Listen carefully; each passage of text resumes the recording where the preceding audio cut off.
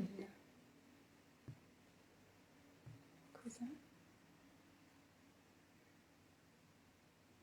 Che è una stanza? No.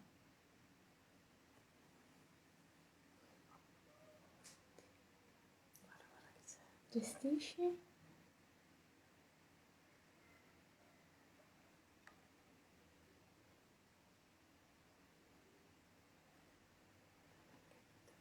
Non lo so. Già il mondo t'ha richiesto, Non la leggo io. ha chiesto di partecipare. Sai che senza occhiali. Ah, ma devo girare. Sì. Sì. Then just a little we have to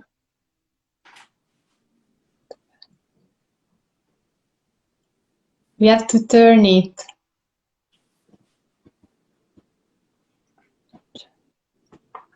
Cheers. Ok. Salud. Is that what you, no, what do you say? Salute. Salud. That was pretty cool. There were 4 of you. There were 8 of you.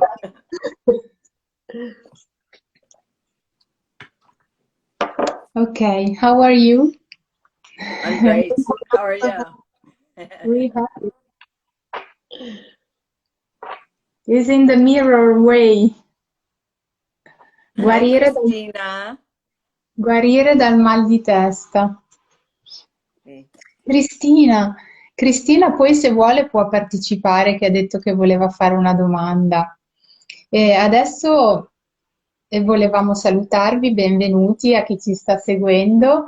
È da tanto che aspettiamo questo momento per presentare il libro di Mundo, che è un libro sull'emicrania, sul mal di testa, che io ho scoperto circa un anno fa in una notte di emicrania fortissima, quando stavo cercando dei rimedi per poter stare meglio, e questa è stata veramente una grande scoperta che mi ha dato un metodo pratico di lavoro sul corpo, ma anche un modo per riuscire a prevenire, siccome noi Shivaghe lavoriamo tanto in questo senso, anche molto sulla prevenzione del dolore attraverso l'ascolto delle emozioni e dello stress, ma anche l'ascolto del corpo.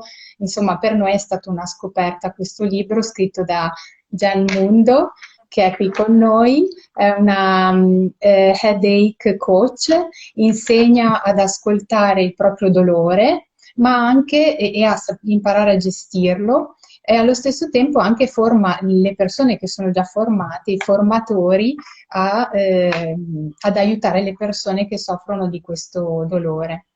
Quindi adesso chiedo, Jen, would you like to introduce yourself, to speak about your story? E dopo noi tradurremo come potremo. Yes, thank you so much. You're very welcome. And it's so good to be with you. I don't know what you just said, so I might be repeating you, but I just want to say hello, Parma. And this is my very first Instagram live. Parma helped me save my building from a fire last night.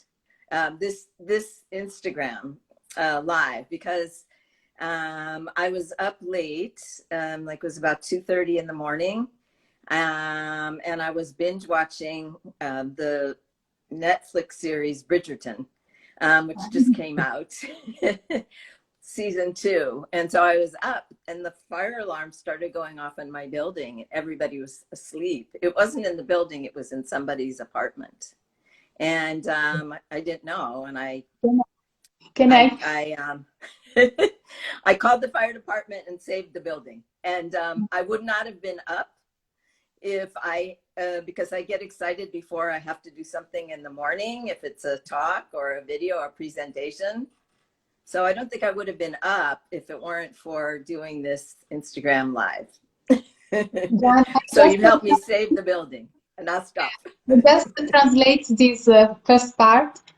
Ha detto che non ha capito quello che ho detto, però ci eravamo accordate su quello che avremmo detto e quindi lo sapeva e, che l'avrei presentata. Però ha detto anche che l'appuntamento con questa diretta ha salvato il suo appartamento perché è scoppiato un incendio nel suo edificio. Lei era sveglia fino a tarda notte a ripostare le nostre storie e a guardare Bridgerton su Netflix.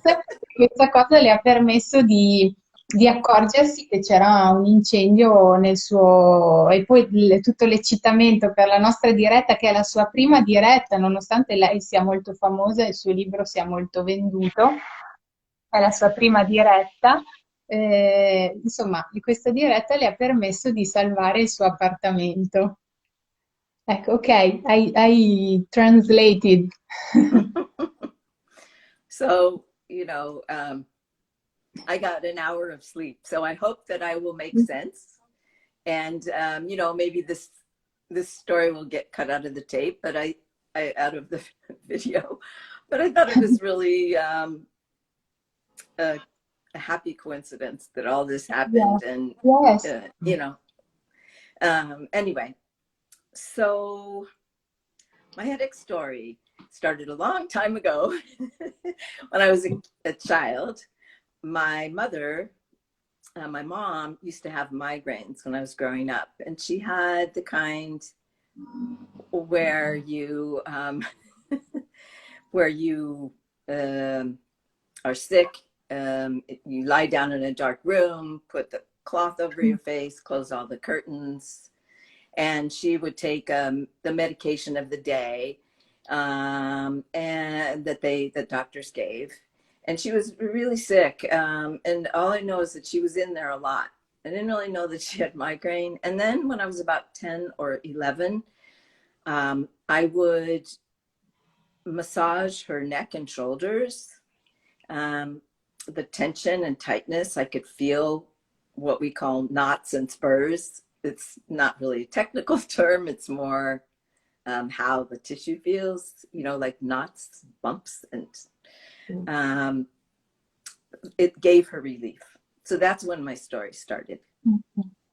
Allora, sta dicendo Jen che la sua storia è iniziata tanti anni fa, quando era una ragazzina, aveva 10-11 anni e viveva con una madre molto condizionata dall'emicrania, passava le giornate nel buio, correggimi Sì, sì, sì.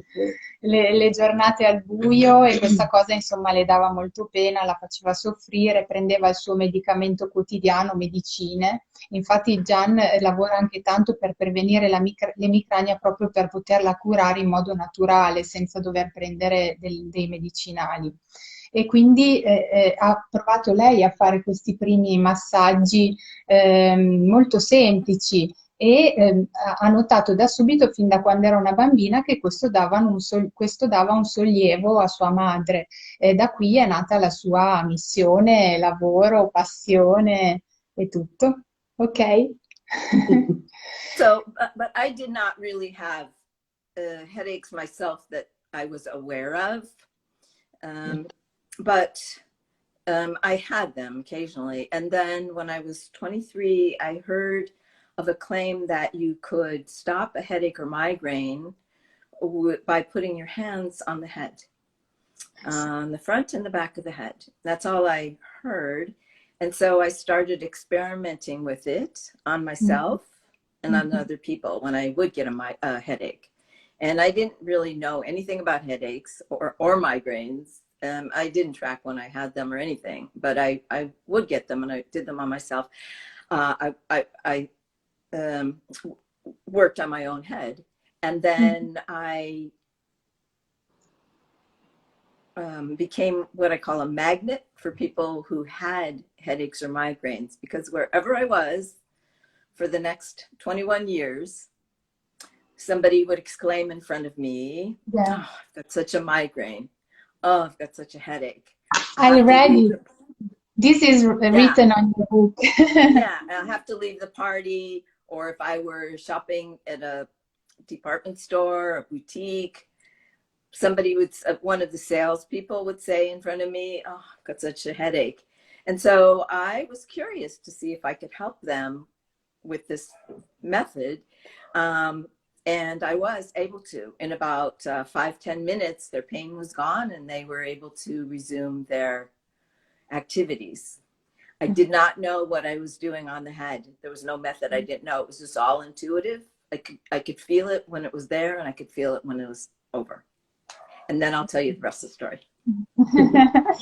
Allora, sta dicendo che lei non ha mai sofferto lei personalmente di mal di testa, ha molto sofferto per la sofferenza di sua madre e quando aveva intorno ai 23 anni ha visto una pubblicità che diceva che si può guarire dal mal di testa semplicemente mettendo le mani sulla testa. Lei l'ha provato a sperimentare su se stessa in modo intuitivo e questo ha funzionato. Poi ogni volta che nei successivi 20 anni, ogni volta che andava in giro c'era sempre qualcuno che diceva ho un party, ho un mal di testa, sto soffrendo tantissimo e lei diceva vieni che provo a darti sollievo in 5-10 minuti attraverso l'ascolto, mettendo le mani in posizioni particolari.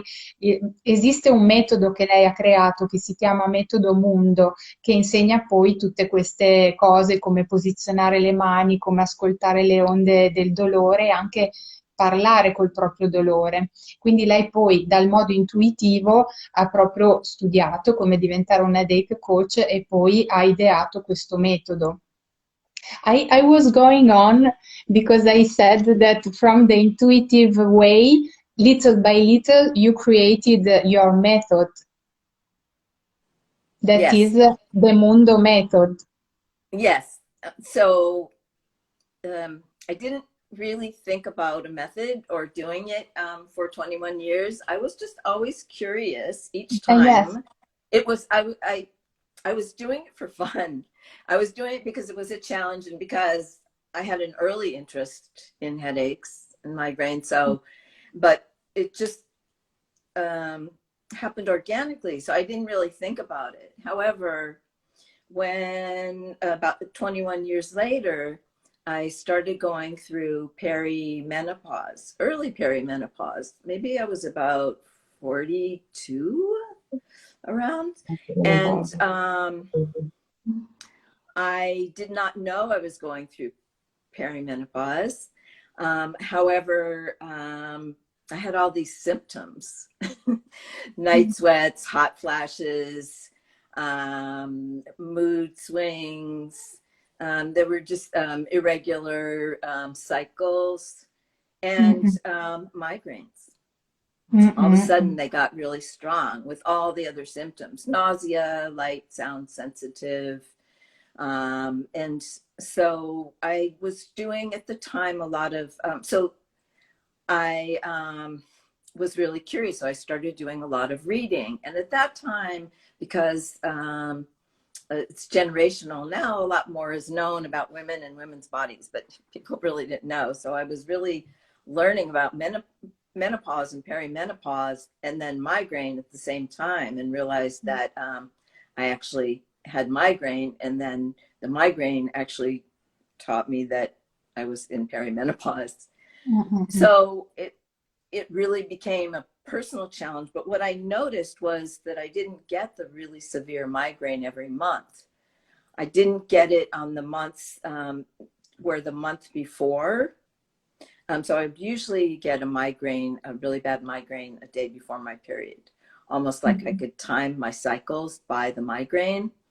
But what I noticed is when I started doing a lot of reading and mind-body studies and looking into more and more, not only menopause, but mind-body connection, and a lot of the early pioneers and biofeedback and mind-body work, that on the months where I was basically living a healthier, practicing a healthier lifestyle, that I wouldn't get that severe migraine the day before my period.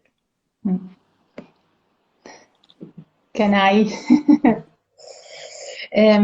Sta dicendo che io ero andata avanti, però lei ha detto che proprio i primi 21 anni da quando aveva 21 anni, i 20 anni successivi sono stati una vera e propria sperimentazione intuitiva, lo faceva perché si divertiva. Poi a un certo punto è arrivata la perimenopausa, la premenopausa e sono arrivate la premenopausa e la menopausa e questo le ha portato per la prima volta l'emicrania, la vera e propria emicrania. Quindi ha cominciato a leggere tantissime cose, ha provato ad ascoltare di più il proprio corpo, ad avere abitudini di vita alimentare più sane e questo l'ha portata a vedere come comportarsi in maniera più sana e avere certe abitudini poi le faceva diminuire il mal di testa nel momento, nei giorni che precedevano sì, il ciclo che arrivava a volte sì, a volte no, però lei lo sentiva per questa forte emicrania. Ecco, in questo momento mi verrebbe da chiedere a Cristina se vuole partecipare e fare la sua domanda. I'm asking to Cristina if you want to ask to join us because she had a question about menopause. Se non vuoi... Yeah, well, maybe could I finish telling a little bit of this? Yes, she's welcome to join us. Yeah. But I wanted to, the reason that I'm telling the story is to describe my path, because my path is tells a lot about how I work now. So that's why I'm telling it this way. But I want to say a little bit more about perimenopause.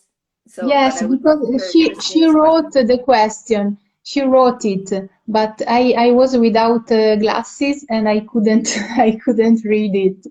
Era qua? Sì. Qui? Sì, sì, sì. Just a second. She wrote, I am in menopause and I suffer of headache above all during the night. What can I do? Prima lei voleva finire. Yes, you can finish what you wanted to finish and then you can answer to Cristina. Yeah, okay. Grazie Cristina. Thank you so much for your question, Christina, for tuning in. I will get there. Ha detto che adesso finisce di parlare della perimenopausa e poi ci parla anche della menopausa. Ciao Sabrina. This is also my first time being translated, so yeah, I have to remember what I was, where I stopped.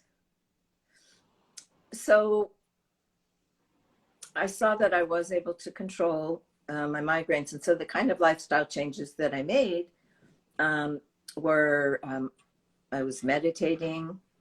On the months I was meditating, that I was eating a healthier diet, that I was under less stress, and getting some kind of movement or exercise.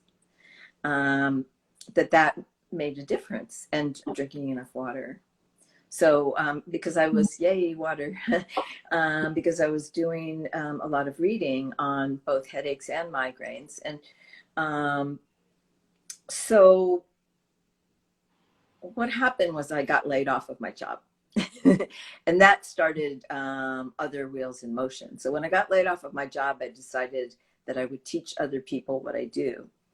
And that's when I figured out actually what I had been doing on the head, because I didn't really know what I'd been doing. So I translated what I'd been feeling in my touch to written instructions so that I could test them to see if it was just my touch or if other people might be able to work on their own headaches and migraines. Because anybody, usually, or I'll say many people, me included, myself included, when they have a migraine, they can't really go to see a practitioner. So I was thinking, let me teach them how to do on their head what I had been doing on my head so that they could stop their pain. So that's the first thing that I set out to do. And then I did a lot of informational information gathering and informational interviews. And I got the advice that I should become a massage therapist so that I could legally touch people, so that I could have a credential to touch.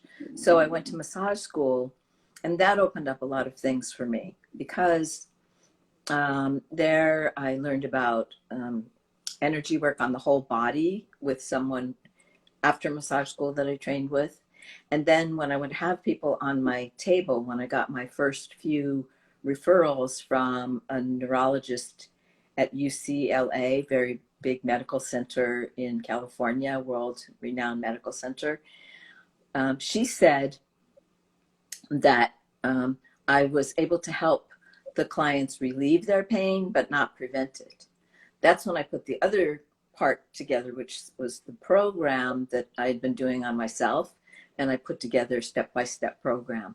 So, and when I started seeing clients, I would see that for body work, who had migraine or headache, that their emotional history would come up when their pain was being released. So that motivated me, got me really curious about the field of somatics. And that's the work that I began training in 1993, and have been trained in it for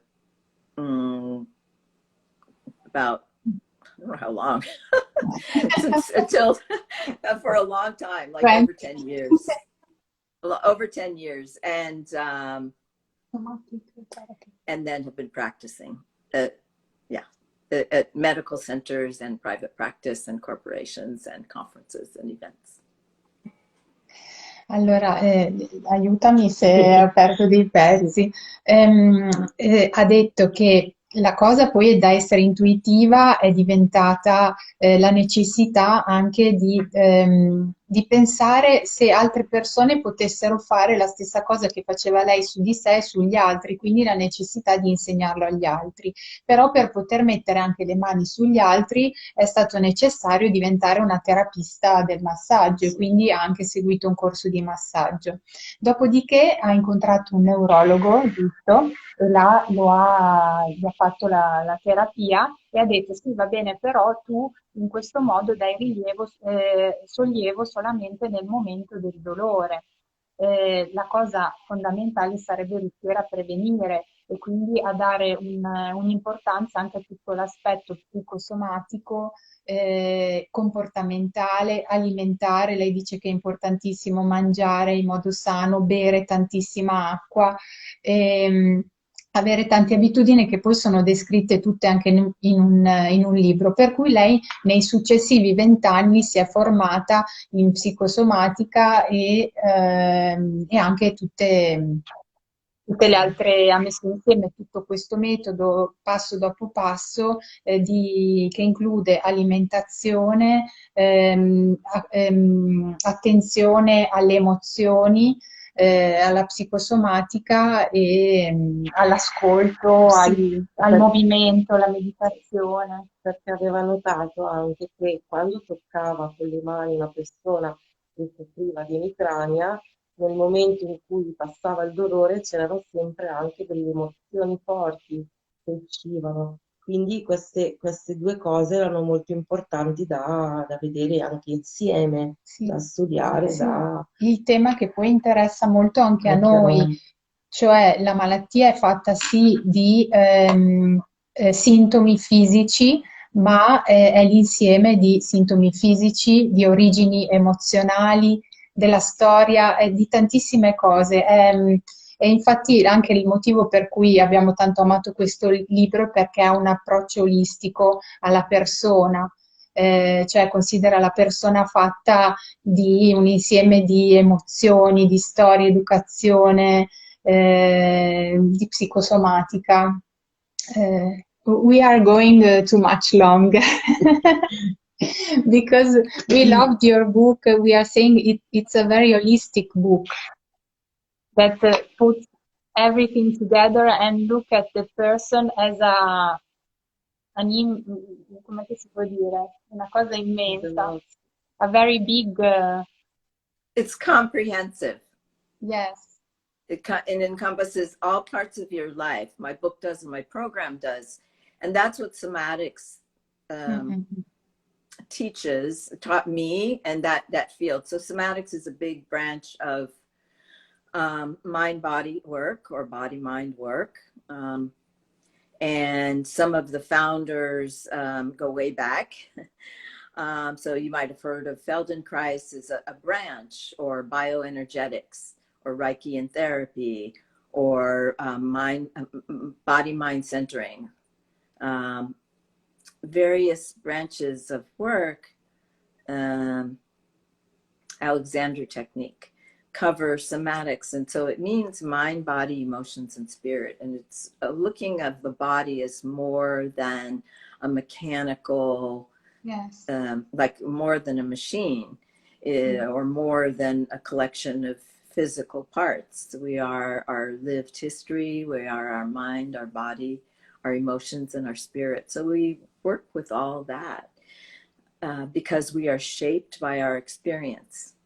Migraine is about 50% genetic, but the genes aren't necessarily turned on. The field of epigenetics tells us that. So we can influence how our body interacts with the genes that we are given, with the genetic makeup that we have. And we can change, we can both relieve, but prevent our pain from occurring in that way. So what I want to say is that I work on people, and I also teach people how to work on themselves, and I also train professionals. And what I started doing when I said that I was trying to figure out if it was my touch or if anybody could do it, or if just like I had special powers, which I think I do have kind of a special gift, like everybody has their gifts. But really I have one of the gifts that allows me to do it is perseverance. Like I really stick to something. So in order to work with headaches and migraines on yourself and other people, you kind of have to do that. You really have to almost ride the train of pain in order to, you have to jump on it and then ease it. So if you're actually working with it on yourself or other people. So I found that I wrote these written instructions and I tested them on people that I sent the instructions to, and I never tested them. I'm sorry, I tested them, I never touched them. So they were able to either back down their migraine or prevent it from really escalating. So I did. I practice your method and on myself, and I could do that. The practice with my hand and the prevention, and it works. It's a discipline. It needs a will, volontà, come si dice? A will, a deep will. Yeah. But Yes, it works. Yeah, that's awesome that it worked. And so, when I think about that, so it's just amazing to me. My book has 4 foreign editions, and it's in 25 countries. So every once in a while, somebody like you, there's also somebody that wrote to me a year ago now, who lives in Ukraine.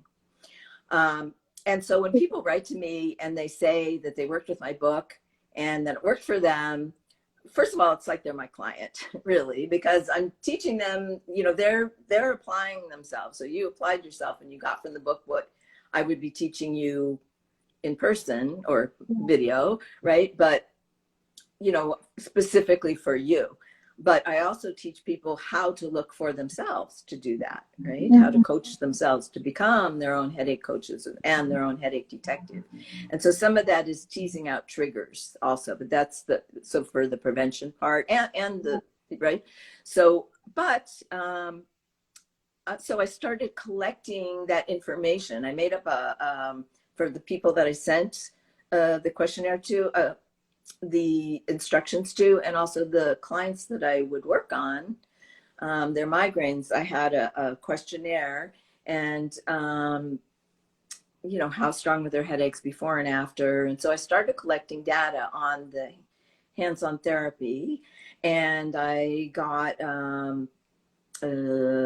I consulted with a PhD at university who helped me, and a master degree student who helped me form the questions and make them more quantitative.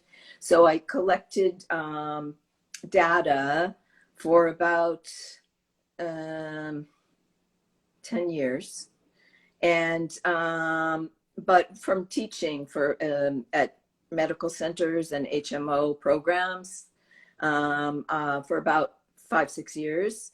And some nurse practitioners found me and found my work, and they did a study of it. And they found that, that there were 78 migraine patients in the study. It was a retrospective study and self-report, meaning it was done after the classes were over. It was a 4, 5, or 6-week class, depending on the HMO and what the, you know, what that program would allow in their health center. I need to translate. Sorry. Ho bisogno di tradurre perché sennò mi dimentico tutto. Allora, iniziamo dicendo che lei a un certo punto ha detto sarà solo un mio potere, un mio gift, cioè un dono che ho io, oppure sarà una cosa che posso trasferire e insegnare alle altre persone. Ovviamente l'ha detto con la consapevolezza che era qualcosa, aveva la sensazione che fosse qualcosa che tutti noi potessimo imparare. Infatti è stato così, lei lo insegna sia ai professionisti del settore del benessere, anche ad aiutare le persone con l'emicrania, che anche le persone in incontri individuali. Infatti anche io e Gaia vorremmo organizzarne una per noi. Se siete interessate a guardare il suo sito, come funziona. Lei organizza tutti questi corsi, anche incontri in individuale per insegnare. E, comunque, prima di fare questa cosa ha sperimentato in un centro medico e ha raccolto 10 anni di dati di sperimentazione del suo metodo, e non mi ricordo che percentuale ha detto insomma, comunque l'hanno sperimentato per tantissimi anni, ed effettivamente il suo metodo è veramente interessante perché mette insieme tantissimi aspetti. Quello che le ho detto io è che per me ha funzionato, e lo sto mettendo in pratica come abitudine quotidiana della mia vita. Io lo faccio già per la mia endometriosi, per cui mi è abbastanza facile incastrare anche questa disciplina, che è proprio una disciplina, una dieta sana, una vita, imparare a gestire le proprie emozioni, quindi anche un discorso di ascolto di sé, delle motivazioni, dei sintomi che ci arrivano dal corpo, unire anche a questo un movimento non quotidiano, però qualcosa che tenga il corpo flessibile. E poi che cosa ha detto? Sì, ecco, questa è la sintesi. Now we could answer a little to Cristina, few suggestions for menopause, and to Sabrina too, as well. He asked how she can prevent vomit for migraine, because she suffered from vomit in the migraine. Okay, I just want to finish about the study. Okay. So, and then, yes, I want to answer those questions. So, the study had 78 migraine patients. They had a median, which means some had more and some had less, of 19 migraine years. And in just 4, 5, or 6 weeks, 2 hours a week with homework in between, 41 after the class, completing the class, they were able to reduce their migraines by 41%, and they were able to reduce their pain medications by 52%. And what I find is interesting is that even though some were still having some migraines, that 97% said they felt better and more in control of their headaches. And I think that's really important. Yes. So this study, the reason I talk about it is that this comes from, you know, touch work, and like this is the road, but it was published in an international journal of headache pain called Cephalalgia, International Journal of Headache, called Cephalalgia, in 2001, and presented at the International Headache Conference in Manhattan and I went and presented it as a poster session. So that it's a big deal. It made it so that, and especially because when I started, and I'll talk about this when I talk about why I wrote the book, but nobody believed or used mind-body practices or lifestyle practices for headache or migraine when I started my program and teaching it in 92. Nobody, doctors didn't, and now it's all the rage. Yeah. Mm-hmm. Like, Let's ci ha talk parlato, about. I just say about the Oh, 40. Ha detto che questo studio che hanno fatto, infatti prima non aveva detta la percentuale, il 41% delle persone studiate migliorava con l'emicrania, e il 52% diminuiva l'utilizzo di medicinali. E il 95% di questi 41 e 52, se ho capito bene, aveva comunque un miglioramento costante nell'emicrania una volta che effettivamente anche io in quest'ultimo anno cerca anche. It's a very easy thing that for me, I am in that 41% that went better. I am in that statistic, I think. Just putting myself not like this, not as a C, as you say, but just remind me to put on a line between the cross on the neck and here, and that's just perfect. I think is one of the main things to remember. That's awesome. We're going to do that today. Yes. We'll do that practice today. And I just want to say, so just that was published is a big deal. And, but what I was also starting to say is that you were able to get the information that people, whoever reads the book, if they apply themselves, it's a process of learning about yourself and your body and your triggers and how you live in your body and what your little habits, like becoming a really close observer of your thoughts. That's why we do all the practices leading up to the touch, so that you can really build your resilience, your skills, your powers of awareness. Yes. And your powers of settling in your body and calming, and be able to calm yourself and also minimize your triggers, so that by the time you're doing the hands-on work, and especially to stop your own pain, that you are that your pain isn't maybe is reduced in frequency and severity. But what I think is really so cool is and I know that I had to ask you what led you to write this book, but I think you already answered. Almost. Yes, almost. So what led you to write this book? What led you to write this book? Oh, so cosa ti ha portato a scrivere questo libro che lei sta dicendo è stata un'impresa, giusto? Sembrava fosse impossibile, invece poi è stato possibile mettere insieme tutti questi pezzi, tutte queste discipline che, se uno le segue, effettivamente ha un grande sollievo, anche solo con piccoli e importantissimi consigli, la postura, ma anche il cuscino, the pillow. Even the pillow you suggest. You suggest even the pillow. Yeah. So, okay, so why I wrote the book was because I had been teaching, but I wanted to have a bigger impact. There are about now 37 million people estimated in the United States alone. And I apologize, I did not look up Italy, and I forgot to look up the world figures of migraine and how many per, total, and how many households have them. But so many millions and millions of people have them, and they suffer with them for years. So it's not just like you say 37 million people have them now. It's like, and they have them for 5, 10, 15, 20, 30, 40 years, a lifetime. So they are told that they have to live with it. They have to take medications.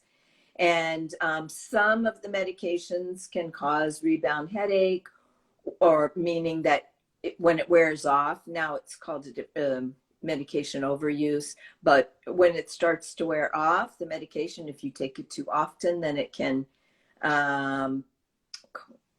cause the migraine to recur more frequently. Mm-hmm. So I saw that there were problems in medical treatment. Now there are different drugs that have different effects and don't cause rebound.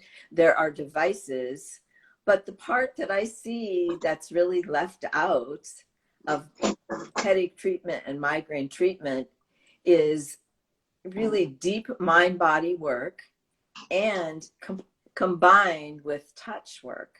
Like touch really, like people would, we have these natural, God-given bioelectrical devices and that are potentized, that are energized by our focused attention. They call it, now there's actually a term they've studied for it, operator tactile attention. When a practitioner puts their mind into the area they're touching, the spot they're touching, and we do that. I do that in my work, that it makes the touch more effective. Mm-hmm. So I saw a need for people to become empowered. I lived a hippie lifestyle in the 70s. I'm a child of the 60s.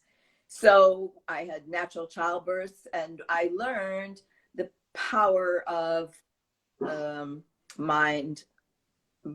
mind-body connection, and also through my own health challenges. And so I wanted to bring that forth in headache management, and also all the tools that I had seen and used and things that had bothered me, scents and all these things that people take for granted. So I just really teased out so many things that and that made my students and clients sick. And I really broke it down so that you can look closely at all areas of your life and relieve and prevent your pain, your cycles of pain, and then move on and do what you were born to do in life.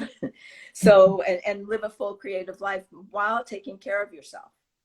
So I'd like to answer, so that's why I wrote the book. And I'd like to answer, so you might want to translate, and then I want to answer the questions, and I want to do a practice. I translate this little part. Ha detto, sempre ritorna sull'importanza di rendersi conto del grande potere che abbiamo nelle mani, di questa energia, com'è che l'ha chiamata? Questa elettricità naturale che abbiamo nelle mani, di imparare ad usarla, a toccarci, a riconoscere i trigger point, che sono i punti del dolore, che lei descrive anche nel suo libro, e con gentilezza entrare in contatto anche con il dolore, perché come diceva anche prima, noi siamo corpo, spirito, mente, e queste tre cose vanno ascoltate tutte e tre. E poi un'altra cosa che ha detto, sempre importantissima secondo me, secondo noi, è il focus, la centratura anche della persona mentre tocca se stessa oppure mentre tocca l'altra persona. Cioè il fatto di essere in una dimensione quasi meditativa quando si entra in contatto con se stessi e con l'altro. Lei ha detto che è una figlia dei fiori, ha vissuto da hippie, quindi in contatto con la natura, con se stessa, con lo spirito, e quindi questa cosa le è venuta naturale, però dice che è molto importante un ritorno a questa attenzione anche al proprio corpo, alla cura di sé e anche al tocco di noi stessi. Ok. Okay. So thank you. So for the questions, I just want to see if there's anything about else. So for the questions, it's almost the same answer for both. The question about nausea and menopause or perimenopause. So really how I treat headaches and migraines is each person, I listen very carefully to what they say and how they say it and what they say, what they talk about their pain. And, you know, we take a history, we track, we look at individual triggers. It's so complicated to tease out everything. Like when you start looking, it's not really complicated because it's cause and effect. And when you really start tracking it, writing it down or typing it in, you can do that. And then start to look at your own cause and effect. And so in the book, I lay it out, like some of the triggers that you could look for, and how to track. And then, so say some of the areas even of triggers you could think about that could be causing, you know, the symptoms of nausea or in perimenopause and menopause. So eating enough protein, drinking enough water all throughout the day. Like you want to drink. The first one, I couldn't listen. Eating enough protein. Protein, yes. So, The night I read your book, in the morning I ate protein, salmon, yeah, for breakfast. yeah. So protein, and salmon's great because high omega-3 fatty acids. So, and then getting enough sleep, drinking enough water. So about 3 liters of water you want to have, but throughout the day. Just everybody's triggers are a little different. So I have what I call a Chinese menu theory. I made it up, that name, but it's based on when you go to a restaurant, yes, and you order family style. Ah. So, and they bring all the food, and then everybody has a little bit from what everybody ordered, right? That is not correct. Oh, not correct? No, you said, what did you say about this? Sorry. That it's the Chinese menu theory, it's a way of looking at all areas of your life, Yes. and seeing what adds up to your migraine. Yes. So, for instance, if you quit caffeine, that may or may not help your migraine. Put it this way, but your caffeine may or may not cause your migraine. Your stress may or may not cause your migraine. And so this is an answer to the 2 questions too. Your not eating enough protein, or skipping meals, or fasting, or just eating salads without protein may or may not cause your migraine. And I don't know if I said stress or not, but or tight shoulders may or may not cause your migraine. However, when you add together your stress and your tight shoulders, your stress and skipping meals and skipping water, so all these different factors from different facets of your life that could be a trigger, when you look closely and then you eliminate what you start to see as the patterns of the, so if every week you eat peanut butter on Monday and you get a migraine on Tuesday, then you start to look, oh, well, okay, I'm going to not have the peanut butter on Monday, and then maybe you don't get the migraine on Tuesday. But maybe you ate the peanut butter on Monday sometimes and you didn't get a migraine. Why is that? Well, maybe you weren't having the stress. Maybe you were drinking more water. So it's looking at everything together. So the reason I'm answering the 2 questions this way is because I don't know what they were doing in their life. So there's not really a general rule. There are things to look at, but really it's learning how to look at all the things in your life closely to see what could be happening. Now, let's talk a little bit about my nausea. So nausea is can be a symptom that precedes, or prodrome that precedes migraine, or it could be part of migraine. I think or she asked before the migraine brings nausea. I think is when migraine yeah, arrives with nausea. Mm, yeah. So mm, nausea is a symptom I of know that. migraine. So it makes sense. I get that too, and sometimes vomit. Yeah. So, so it's a matter of, well, what is causing your migraine? That's why I answered the question the way I did. And so, you can take, there are things that you can do temporarily, like ginger tea. For nausea, there are nausea medications, but I don't deal in those.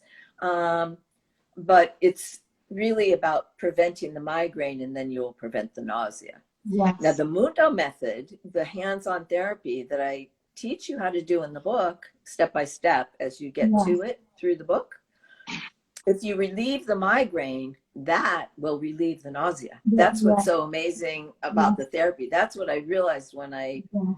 translated the steps into written instructions and really looked closely at the method. I realized and looked closely at my clients and myself. It wasn't just that I stopped the pain, that the method can stop the pain. It's that it stops all the other symptoms. So if you were light sensitive, sound sensitive, smell sensitive, Mhm. nauseated, those symptoms will also reverse. So, Mhm.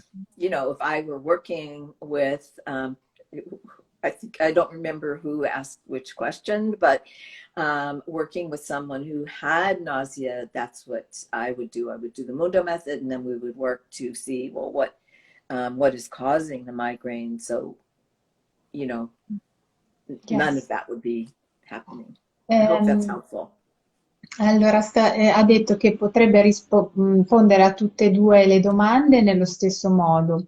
Che una cosa anche che apprezzo tanto di lei è che dice non c'è un modo unico per ogni persona perché ogni persona è diversa e bisogna conoscere, proprio perché ragiona in un modo olistico, bisogna conoscere la storia della persona, le abitudini che ha, il lavoro che ha, lo stress.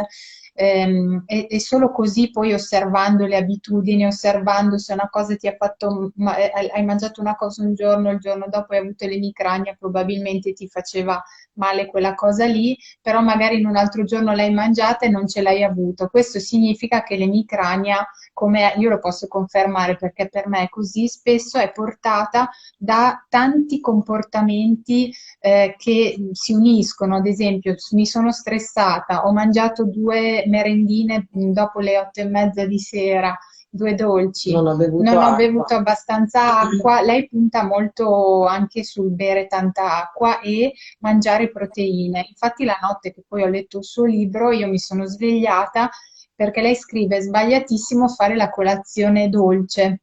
Quando si soffre di emicrania, fare una colazione di proteine è molto utile, tipo una fetta di salmone oppure cosa diceva, un uovo. Insomma, lei suggerisce sempre le proteine e neanche anche, tipo solo l'insalata o mai i carboidrati, avere un'alimentazione di un po' di tutto, però mettere le proteine. Se si mangia l'insalata, anche un po' di proteine per chi soffre di emicrania. E poi bere tanta acqua e poi, ah sì, per il vomito suggerisce l'acqua e zenzero. Sì. Però comunque dice sempre non dovrei sapere la storia delle persone che mi hanno fatto la domanda perché è veramente un insieme, perché è anche così affascinante l'emicrania, ci sono anche dei libri filosofici, perché è davvero un groviglio di tantissime cose del nostro mente, corpo e spirito. Ci sono tante cose che mettiamo in atto che si uniscono, che possono scatenare un'emicrania e osservarsi, anche osservare le proprie emozioni, aiuta eh, a scoprire la malattia sempre ci aiuta poi a dare a scoprire il messaggio che c'è dietro a questi sintomi. E nel metodo Mundo sono proprio spiegati anche tutti i passaggi, lei ha detto sono spiegati i passaggi in generale per toccare i punti del dolore tipici, però non è detto, lei dice che tutti abbiano punti tipici del dolore, magari altre persone con un'altra storia hanno dei punti diversi, comunque quelli sono dei punti generici. Ad esempio io li ho toccati come lei dice di fare e di me ha funzionato tanto, ma soprattutto ha funzionato l'ascolto del dolore, proprio stare dentro al proprio dolore e focalizzarsi tanto sul respiro e quasi sul dialogo col proprio dolore. I was speaking about speaking to our pain, talking with our pain. In your method is important. Yes, and that's awesome. Everything. Thank you so much for your appreciation, Sabrina and Christine. Everybody who said it that went by. Thank you so much. And I'm just when I was smiling when you were talking, I'm not smiling because migraines are funny or pleasant. I'm smiling because you have the best memory in the world. You could remember all that and say it, and you understand the material so much is really wonderful that you could, retain what I said because you know what I'm talking about. So that's awesome. And so, and I'm really glad that the answers were helpful for people. I would love to do a practice that addresses what you talked about before with the posture and C curve. Yes. And you can tell me how long we can go. I'm turning around a little bit. Looks like we've been on for maybe an hour. No, don't or worry. not quite. I think maybe 1 hour. I don't know. We don't care. Yeah, maybe about 55 minutes. I think we started maybe but quarter of, I don't know. sta dicendo che faremo una piccola pratica. I translate that you said we are making a practice. Una piccola pratica del metodo Mundo che possiamo applicare tutti quando abbiamo il dolore. Okay. So, in keeping with practice what you preach, everybody take some water. Salute. Sull'acqua lei preme molto, ma io bevo molto. Dice almeno 3 litri al giorno. Sì. Yes. Okay, so I'm going to, let me know, I think I can only see just a little bit of me. I don't know if there's more showing up, but I feel like I need to move back so that you can see more of me. Is that better? Can you see? Yes. Okay. Okay. So we're going to do, you won't be able to see all of me, so I'm just going to guide you with voice because otherwise I have to move the camera to show you my feet and my legs.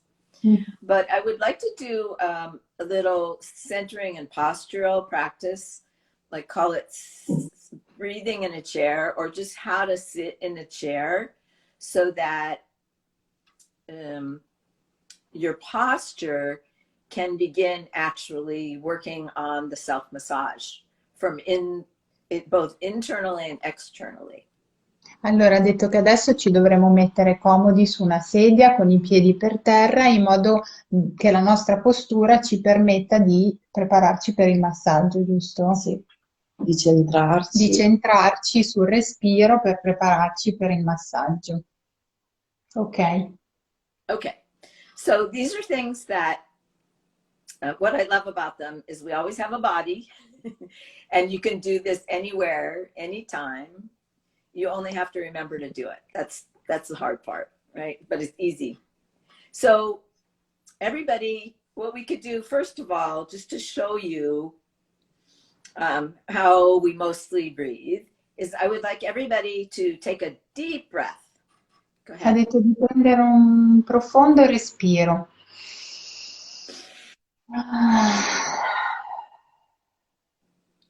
A couple more. Ancora un paio. Okay. Now, let's see what we notice about that. That breath for me, when I say for most people, take a deep breath, before I learned about how to breathe in a way that eases my tension, it happens high up in the chest, like this, watch. Yes. And so notice, if you think of taking a deep breath, do you breathe like that? Mm-hmm. So when I do that, of course, I'm exaggerating, but look what happens to my neck. So feel the top of your shoulders here. and feel the side of your neck. Can you Ti feel sta it? dicendo che in genere quando ci si dice di prendere un bel respiro, noi facciamo e respiriamo, riempiamo la parte alta e automaticamente i cordoni del collo si irrigidiscono, mentre un respiro profondo significa far scendere il respiro fino al ventre. Adesso credo che lo dirà. Ok. So if instead, so what happens when we breathe like that is that all these muscles tighten up, right? Could you feel it? And could you feel it here too, the back of your neck? So can you see? It tightens. So Sì. how many breaths do we take in a minute, in a day, in a week, in a year? If we're always breathing high, what I call high in the body, in the shoulders and the neck, then with every breath, we are tightening this musculature, the whole shoulder, neck, and back of the skull. We're tightening this. And it's also, we breathe more shallowly this way because we can't get as much oxygen into the lungs.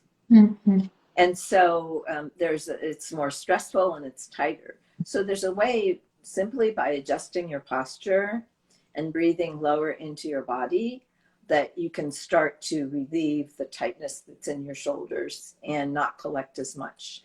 That then can be one of the triggers that adds up to that whole Chinese menu of both pain and cycles of pain. Lei sta dicendo che noi generalmente non siamo più abituati a respirare col ventre, ma respiriamo sempre con il petto, i respiri si accorciano e tutta questa parte del collo continuamente è sotto stress e ha detto immaginatevi quanti respiri facciamo durante la giornata e tutti i respiri che facciamo a cui siamo abituati vanno a stressare il corpo, quindi già solo una rieducazione al respiro profondo che arriva fino al ventre può portare tantissimo sollievo al collo e alle spalle. Già solo il nostro modo di respirare normalmente può portare il mal di testa, mentre se ci rieduchiamo il respiro profondo, questo porta un grandissimo beneficio. Ok. Thank you. So here's how to counteract that, and here's how to breathe so that you can support more relaxation and less stress in your body and less tension. Okay, so I'm going to turn sideways so you can see, and this is also addressing when you talked about the C curve. So because we're human and we do things vertically, and then we do our arms are positioned here, we do everything in front of us. So a lot of times we sit like this, right? And this also makes it tight here. If you put your head forward and you kind of make a C with your body, like pretend you're typing, feel what happens to your shoulder if you just touch the top of your shoulder. It's tight, right? So this also counteracts that, well, what can turn into a dowager hump, that little old lady hump, by correcting the posture. So here's how we do it. We're going to be aligning our ear, our shoulder, and our hip, the side. But where we start is with the feet. So that's the part you can't see. So I'm going to, so if everybody, I'll just tell you what to do, tell you what I'm doing, and then I'll say, okay, so please place your feet about hip distance apart. Have your legs, your thighs, che i piedi siano a terra, paralleli alle anche. I studied your book. Yeah, thighs parallel and legs perpendicular to the floor. E le ginocchia devono essere più o meno a 90 gradi con i piedi paralleli tra loro, più o meno alla stessa distanza apertura delle anche. Ok. And just to see what it's like to make that alignment happen, just touch in the hip joint. I don't know if I could show you. Touch in where your thighs come Dove out sono of le your right anche? hip joint. Just touch there. Touch your knees. Sì, che siano la stessa distanza, paralleli alla stessa distanza, and then d'apertura. point to your feet. So you want there to be a direct line between your Sì. hip joint, your knees, and your feet, so that your weight can drop down into the floor. And you want to make good contact with the floor and also have your feet parallel so that your energy can really drop into the floor. And if you don't feel like you're really making good contact with the floor, you can scoot forward, move forward in your chair a little bit so you can really feel the pressure of your Sì, allora feet dice di on the stare floor coi and your piedi seat bene in a the chair. contatto con l'energia della terra e anche un pochino sulla punta della sedia, di modo da essere ben stabili. Ok, And now just touch the side of your ear. Can you hear me okay? Yeah. You hear me okay? Touch the yes. side of your ear, the side of your shoulder, and the side of your hip. And then just trace a line. If you had a mirror and that you were standing in front of, you could look sideways like this Che in the siano mirror. allineati i tre punti, il lato dell'orecchio, la spalla e il lato dell'anca. Immaginiamo di allineare questi tre punti. Ok, So just imagine a vertical line, like with a straight vertical line. And then, so your energy comes from here and then into the floor. So instead of your body holding up your weight like this, you can let your weight drop and the shoulders drop. So that's actually the first step in the massage. yes. I think this step, if you remind to yourself during the day, align yourself. I said to myself, when I drive, when I'm on the mobile, I remind, align, align. And it That's works. awesome. It Yes. works. Yeah, that's what I say with a lot of I practices. think this is a The big hardest, part, is a big what? part of the discipline. Say it This is again. a big part of the discipline. Is Is a very important part. which part? The alignment. Yes, yes. And also remembering to do it. And then not only remembering to do it, but then actually doing it. You know, I'm guilty of this. Like, often, you know, so I work in the past 2 years especially, but you know, I write and a lot of my work I do it online and live and or writing, and I'll have my water, you know, 3 feet away maybe sometimes if it's not on my desk. And you know, sometimes I'll know I'm thirsty and I'll feel I'm thirsty, and then I'll be knowing that for a while. So it's not only knowing it and feeling it, it's also actually doing it.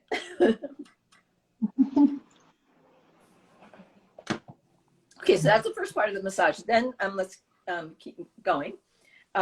So second part is breathing. So you want to, so it's not only you lower your center of gravity, but then you also breathe lower. And so what that's often called is belly breathing, or breathing into the abdomen, the lower abdomen. And so, or into your center. And so what you can do is put your thumb on your belly button. Sì, mettere il pollice nell'ombelico per imparare a respirare portando giù l'aria. Mhm. And then just let your palm just round around your belly. E il resto del palmo intorno all'ombelico. Cioè il So here's, dito, il pollice, la punta del pollice nell'ombelico, il resto della mano appena sotto che avvolge la parte in fondo al ventre. so here's my belly button, right? And then my hand is around it. So what I want to do is breathe into my hand. So, and so what you try and do is really, you don't try necessarily breathe more deeply. You try and breathe lower in your body. And so I'll just finish this part.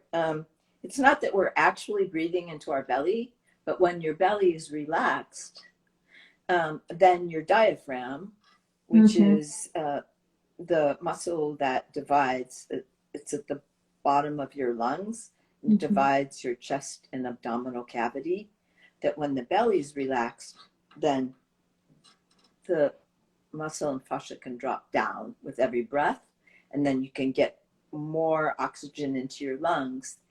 And then you also do not have to breathe. You can breathe more slowly because you're getting more breath. Is practice. So let's do it. Okay. So did you want to translate that part or no? Yes, ha detto che quando si respira con il ventre e possiamo aiutarla questa respirazione leggermente spingendo nell'espiro il ventre per portare sul respiro che poi in automatico rimbalza verso il ventre. A questo anche serve l'aiuto della mano. E quando si riesce poco alla volta con la pratica, non sempre, quando siamo abituati ai respiri corti, non è immediato riuscire a fare un respiro profondo e con la pratica, con la mano messa in questa posizione per portare la consapevolezza anche in questo spazio che spesso viene dimenticato, con la mano sul ventre, piano piano il respiro si allunga, va in profondità, il diaframma si abbassa e tutto il corpo si ossigena, si respira molto di più. E questo porta dei grandi, la rieducazione alla consapevolezza del respiro porta tantissimi vantaggi alla salute e all'emicrania, quindi ecco, ok. So why I have so much explanation for it is it's not just a physical thing, it's building the awareness of your body so that then you can know how to practice it in the right way. And that's why I'm talking so much around the teaching. I think it's fundamental. It's too important, this part. Thank you. Okay, so now we're going to actually do the breath. So, but what helps also to get the breath in, so we're still seated like this, and you can't like fix yourself. You kind of have to, you know, be able to move around and adjust, but those are the principles. You know, you can't just like, okay, now I'm centered. You have to like, you know, whatever you're doing, you kind of find center in, like you're saying, in your car, with your car, you know, in that seat, in your, on your couch, on your desk chair, and at the restaurant, at the table, at the, you know, movie, wherever you are, you kind of, if you have the principles, then you can use them to make your body be in a more calm state. Sì, allora lei sta dicendo che insomma ci vuole pratica per trovare la calma interiore, che poi quando si raggiunge questa calma interiore uno può riuscire a farlo anche negli altri spazi, però è una lunga pratica anche. Ok. Okay, and also that reminds me, you know, the reason for doing the practices, all the practices that we do with that are in the book also, and that I work with in classes online and in sessions with clients, the purpose is that you can really feel it in your body and that you can apply it everywhere, so that we're not always in a calm state. We do get stressed. We do get triggered. We do things, people say things to us, we get worried. So when you have a practice, it's more easy, you can, over time, you can do it everywhere. You can have another place to return to in your body, another state that you can maybe find in the midst of stress, or you can have the practice where you can just calm yourself even for 5 minutes. When you have a regular meditation practice, you can find that state again. Sometimes it's hard, really hard to calm yourself. So becoming familiar with the territory over time helps. Adesso sta dicendo una cosa che per noi è importantissima, perché lavoriamo su questo, che avere una pratica, praticare sul respiro, la calma interiore, il respiro consapevole è fondamentale anche solo 5 minuti al giorno per riuscire a trovare poi una pratica che uno riesce ad applicare in ogni luogo, anche non sempre siamo in una situazione di calma, e quindi però se si pratica quotidianamente, anche pochi minuti, questo respiro consapevole, un momento di centratura sul proprio spazio interiore, questo spazio interiore viene piano piano nutrito e diventa più facile riuscire a portarlo anche nella quotidianità, in un momento di stress. Ok. Okay, so let's I put it all will together. my charge because just a second, no, 20%. Okay. Okay, so um, let's put it all together. So we have our, you can feel your feet on the ground, um, and then your vertical line. Your hand is on your belly, and see if you can breathe into your belly and just drop your weight. You can close your eyes if you're comfortable with doing that. And also, it can also help to do a little, you can see me because I'm wearing black, I'm in a black chair, so, but you can see with my hand in back. If I breathe into my belly and then I arch tilt my pelvis, it helps to get the breath lower, more seated, and then just rounding it.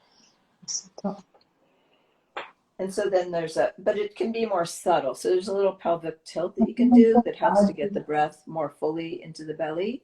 But you can do it also on a very subtle level. So it's just you're doing it so that the pelvis isn't locked, because the pelvis is our energy pump. So this also can help. It's like pumping hot oxygen. Yeah, oxygen pump. So it can be very subtle. So it can look like this too. So this would be on a more gross, big level, gross, like this.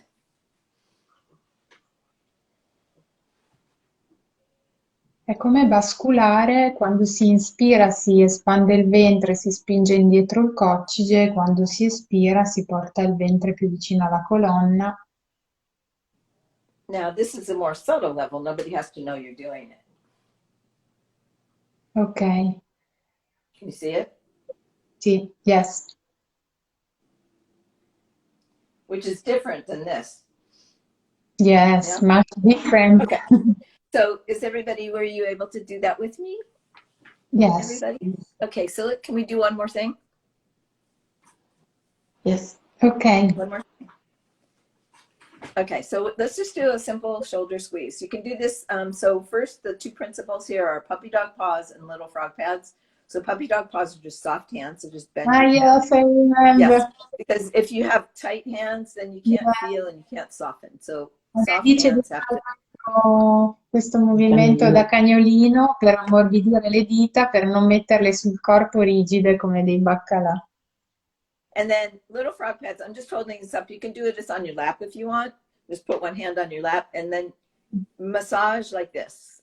Pretend you're putting lotion on the back of your hand. So that's one kind of stroke, but it doesn't get in very deep. It's called the effleurage stroke.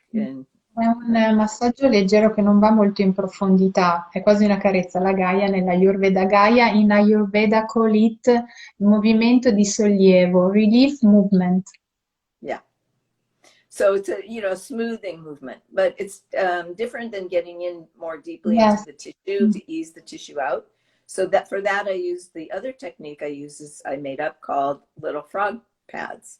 And that's where you latch on like a little tree frog who lives in the rainforest, and they have these little suction cup, like little suction cup darts, or little suction things that you stick on the wall, and where they don't slide off the leaves. So you do that to your, you latch on to the surface of your skin. This is you can do it like you don't have to hold your hand up. You can do it on your lap if you want to, so your shoulders are relaxed. I'm just showing you so you can see. This is the frog. This is the little frog pads. Little frog pads. So the reason we do that, you can feel when you do that in between the webs of the back of your hand, can you feel how you can get in a little more deeply? And we also are using the skin to latch on the surface of the skin to make contact with the tissue underneath. We're not just working on the skin, we're working on what's inside. Yes. Allora sta dicendo che ci sono due tipi di movimenti, uno che è un sollievo leggero, quasi una carezza come di sollievo in modo circolare, l'altro invece le mani sono invece un pochino più energiche, si può provare mettendolo tra gli spazi delle dita, lei lo chiama la piccola rana, il movimento della piccola rana, anche sul libro ci sono tutti questi movimenti. Ok. Okay, so here's the how you do it. So you take your little frog, puppy dog paws and frog pad. So we're going to work on one side. You always want to work on both sides. And so the first stroke is a warming stroke. I call it squeeze and hold. So you're going to squeeze the top, your shoulder ridge, the top of your shoulder between the heel of your hand and the pads of your fingers, this much. Not the tips, but the flats of your fingers. So it looks like this. And then you're going to squeeze it together and pull up a little bit. Con questa parte della mano e questa bisogna fare una pressione e sollevare la pelle. Così, sì. Ok. And you can work either however you can get the best grip. You can work on top of your clothes or you can work underneath. It doesn't matter. Può lavorare sulla pelle ma anche sopra i vestiti. So I'm turning sideways so you can see. So I'm going to squeeze here. I'm going to press in the back because this is sore a lot. And then squeeze and just hold and then breathe. Now's when we breathe in the belly. Affollare la pelle. E respiri con la pancia. E bisogna continuare a respirare con la pancia. Going on breathing. Yes, and then let this shoulder drop, elbow. Let the elbow rest on your, just relax and let the shoulder drop and then this shoulder drop so that you're not raised. And then let this soften. If you want, if you're not comfortable, you could always put a little towel, a small towel under to rest your arm. But so I'm pulling up and squeezing. And then I'm going to release my grip. So what you want to feel sometimes if it's tight, it might feel like it's burning a little bit, or it's hard to grip if it's too tight. So you just keep holding until it starts to warm and soften. Sì, bisogna, quando si prende poi la pelle in questo modo e si prova a sollevare, la si prova a mantenere anche per un po', giusto? And so this is just a general stroke. So we work from general to specific. And then I'm pressing I change my grip. And so you can go the whole ridge, but then sometimes I'm pressing more in the back because this whole ridge, pressing by the frog movement or yes? Squeeze and hold. And I'm using more pressure with my fingertips because it's very sore here. So wherever you feel sore, you can change the focus of your grip to that area and hold and breathe. And then just to do one more. So now is your arm tired? Yes, I changed it because it was tired. So my arm is really tired. So what you want to do, this is the other move that we're going to do. It's called shake it out. And showing you want to bend your arm and then watch that there's no furniture near you, a chair or table, because so you don't hit yourself. But I'll do slow motion. You can't see it. So I'm like extending I'm going to hold it up, but I'm extending my fingers all the way and I'm extending my arm all the way. So I'm shaking it into the ground on the diagonal, but into the ground. Lower. No. Yes, because I have the table. That's why, yeah. So, so yes, and you know what to do. But the Like, reason I'm like doing if that, you, so that you're not holding your arm up, right? And so I see you're compensating. Thank you for letting me know. So, but this, I can feel it's tighter here if I do it higher. Yeah. So I just let it, you want to drain it out. con So il you might braccio che feel ha that la now that arm isn't bocca, tired. So then si you can do a scrolla. little more. You can do the same thing on that side and you can just do it faster. Called squeeze and release. First was squeeze and hold, then was squeeze and release. So then just after any move, any exercise, any move, any mind body exercise, you want to ask yourself, what do I feel now? What's different? What's changed? You want to ask yourself that after anything. Meditation, you go in for some body work, you know, how do I feel in my body? What changed? What's different? So I'm doing the squeeze and release, and now the arm got tired again. I'm going down the arm a little bit. So there's a very specific technique and move to do this, and then we get even more specific for type points. But we're not going to do this today, but shake it out again. And then you always want to make yourself even. You always want to do both sides. Even if you think that the other side isn't sore or tight, you want to like loosen it, because sometimes it gets tight even if you don't use it as much or you're not aware of it. Sometimes Yeah. it's numb. Sometimes you're using it more because you're overcompensating for the side that is tighter and more sore. So you're not using. So, you know, you always want to make it even. So let's just do the other side. So squeeze and hold, and then find your feet again, find your vertical line. So everything's always changing. We talk, we move. And so you always want to refine that, you know, refine that again, and dropping your shoulders, finding your breath, letting your elbow go, and just breathing, and having also your head on in the middle and straight, so that if you do this, then it's putting tightness here or there, and so having it straight, and then letting your chin drop a little bit. Rimanere sempre allineati, perché comunque viene in automatico di fare così, ma si stressa poi questo cordone. Sentite? Yeah. And then let's do the squeeze and release. And then did you tell them the part about adding more pressure, like if it's the area that's tight in the back, say, for example, or in particular, like different days, different areas, you'll have different hot spots depending on how you were using your body, how much stress and tension you were under, how you slept, you were saying, you know, pillow, whatever, right? Just different things where next day we're like, oh, I know where that came from. It's not only just exercising at the gym. Where that can make us sore, or lifting heavy weights. It's just even how we use our body in or out of alignment can make a big difference. So that's why we're doing this. So I hope this was helpful. Now shake out the left, Thank you, the other Dawn. side, whatever side you did. Shake out that arm. Lei sta dicendo di shakerare poi la mano, di scioglierla verso il basso.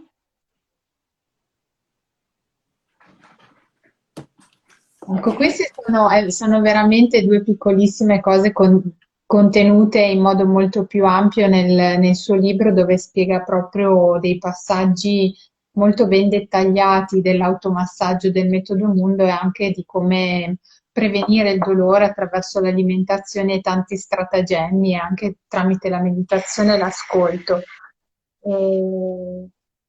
I was saying that your book is very precise, there are many details. So it shows exactly how to do it in detail, and so much, much more in my book, and also in my private work with people. I work online and I do trainings, and I Yes, offer a we free will session, share. free discovery call session.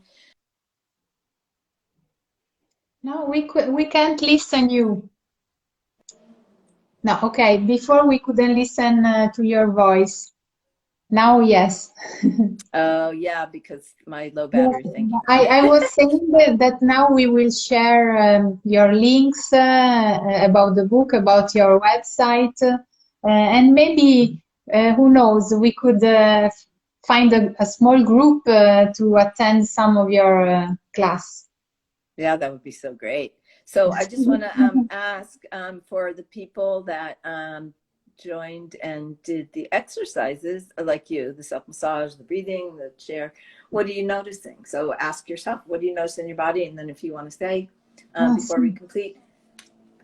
Sì, ha detto di chiedere alle persone che se hanno praticato questi esercizi come si sono sentiti e di chiedere anche a se stessi se hanno sentito un cambiamento.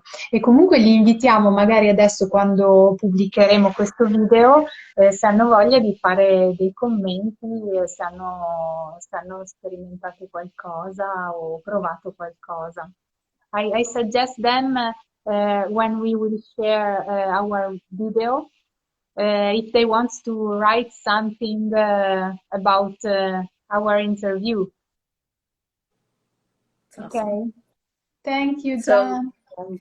thank you so much for having me. This was so wonderful getting to talk with you today, and all the times that we've connected. And I'm so happy for you that the book is helping, that the work is helping, and that you applied yourself, both of you, that you are doing the work, Yes. and that's what it takes. You took charge, you empowered yourself. So, which is also part of your work. So I'm just honored that you had me here.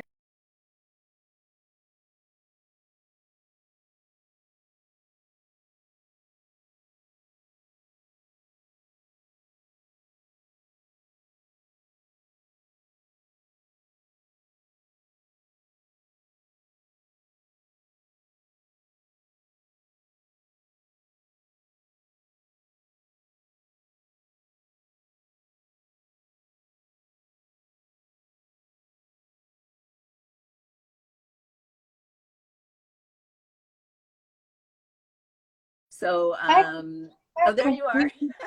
yes, because I had low battery, we were in panic because we were scared to lose everything.